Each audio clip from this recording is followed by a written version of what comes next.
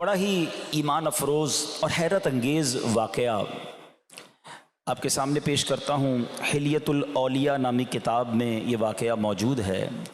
حضرت وہب بن منبہ رحمۃ اللہ تعالی علیہ فرماتے ہیں، بنی اسرائیل میں ایک شخص تھا جس کو اللہ پاک نے 200 سال کی عمر عطا فرمائی، مگر وہ 200 برس تک اللہ کی نافرمانی کرتا رہا، گناہ کرتا رہا، برائیوں میں مبتلا رہا، اور اب اس کا انتقال ہو گیا۔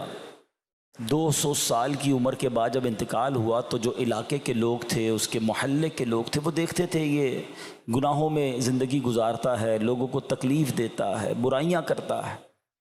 تو ان لوگوں نے کیا کیا کہ اس شخص کو غسل، کفن کچھ بھی نہیں کیا، نماز جنازہ بھی نہیں پڑھائی، بلکہ اس کی باڈی کو گھسیٹا اور گندگی کے ڈھیر پہ ڈال دیا۔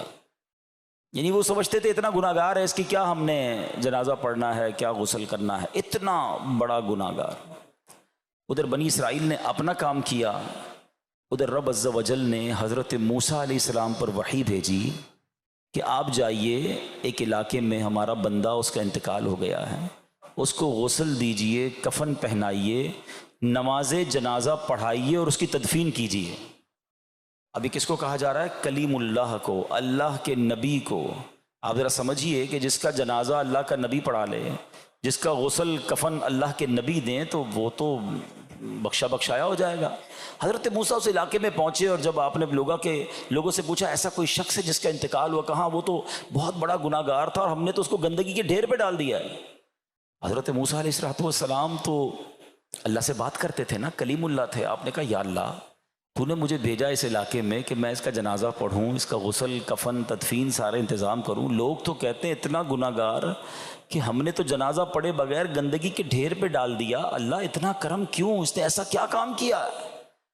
ارشاد ہوا کہ اے موسیٰ، بندے سچ کہتے ہیں، اس کے علاقے کے لوگ ٹھیک کہتے ہیں، یہ واقعی بڑا گناہ گار تھا، مگر اس کا ایک کمال یہ تھا انہو کان کلما نشر التوراۃ، جب یہ بندہ تورات شریف کھولتا تھا، وَنَظَرَ إِلَىٰ اسْمِ مُحَمَّدٍ صلی اللہ علیہ وسلم، اور ہمارے محبوب نبی حضرت محمد مصطفیٰ صلی اللہ علیہ وسلم کے نام پاک کو دیکھتا تھا تو قبلہ ووضعہ علی عینیہ وصلی علیہ، ہمارے محبوب پاک کے نام پاک کو ادب سے چومتا تھا، آنکھوں پر لگاتا تھا، درود پاک کے نذرانے پیش کرتا تھا۔ اے موسیٰ، ہمیں اس کی ادا ایسی پسند آئی، بس اسی نیک عمل کے سبب اس کے 200 سال کے گناہ معاف فرما دیے، اور وَزَوَّجْتُهُ 70 حُورًا، فرمایا میں نے اس کا نکاح 70 حوروں کے ساتھ کر دیا ہے۔ ہائے ہائے ہائے، اعمال نہ دیکھے یہ دیکھا، محبوب کے کوچے کا ہے گدا، اعمال نہ دیکھے یہ دیکھا، محبوب کے کوچے کا ہے گدا، مولا نے مجھے یوں بخش دیا، سبحان اللہ سبحان اللہ۔ اے میرے پیارے اسلامی بھائیوں، ذرا سوچئے، ایک غیر مسلم نبی پاک کا امتی نہیں ہے، ٹھیک ہے، حضرت موسیٰ کا امتی ہے، اس زمانے میں تو ایمان والا ہوگا، مگر نبی پاک کا امتی نہیں ہے، ٹھیک ہے۔ اور یہ نہیں لکھا کتابوں میں کہ اس نے 500 بار درود پاک پڑھے، 400 بار پڑھے، 100 بار پڑھے، نہیں، بس تورات کھولتا تھا، نام پاک سامنے آتا تھا، ادب کرتا تھا، چومتا تھا، درود پڑھتا تھا، اللہ نے 200 برس کے گناہ معاف فرما دیے۔